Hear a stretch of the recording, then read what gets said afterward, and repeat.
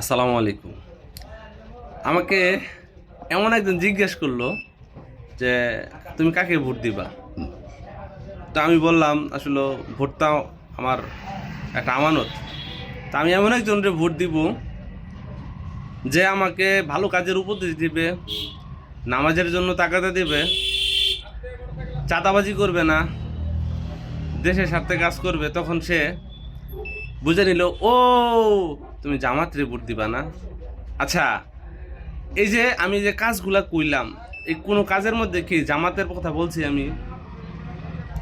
আমি বলছি তারা আমার ভালো কাজের উপদেশ দিবে, তারা আমাকে নামাজের জন্য উদ্বুদ্ধ করবে, তারা আমার সহযোগিতা করবে, হ্যাঁ, তারা চাঁদাবাজি করবে না। তা এই যে আমি এই এই এই কথার পরিপ্রেক্ষিতে বুঝাইতেছে যে মানে এই কাজগুলা, ভালো কাজগুলা জামাতে করে, আর বিএনপি বা অন্য কোনো দল এই কাজগুলা করবে না। তা একটা মিন করে দিছে, একটা ডাইভার্ট করে দিছে যে ভালো কাজগুলা শুধু জামাতি করে। আচ্ছা, সবাই যদি বলে যে যে ভালো কাজ করে আমি তারই সাপোর্ট করি, তাহলে সবাই কি জামাত হয়ে গেল? যাই হোক, ঘটনা হচ্ছে যে আসলে আমি জামাত রিপোর্ট দিব, কারণ আমি আসলে চাই যে মানুষগুলো ভালো থাকুক, সাধারণ মানুষগুলো ভালো থাকুক। জামাত আর যাই করুক কারো ক্ষতি করবে না। আর মানুষ তো ট্যাগ লাগাই দিছে জামাতে, আসলে জামাত শিবির এরা রক কাটে।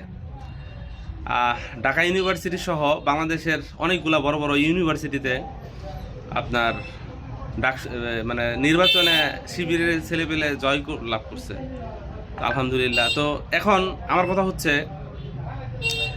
এরপরে কোথাও কি কোনো পাইছেন যে ওইখানে রক কাটছে?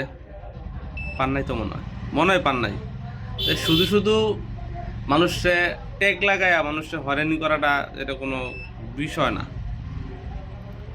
সবাই ভালো থাকবেন, আর এমন ছোটোখাটো ভিডিও পাইতে চাইলে চ্যানেলটা সাবস্ক্রাইব করে দিতে পারেন, জোর জবরদস্তি নাই। আসসালামু আলাইকুম।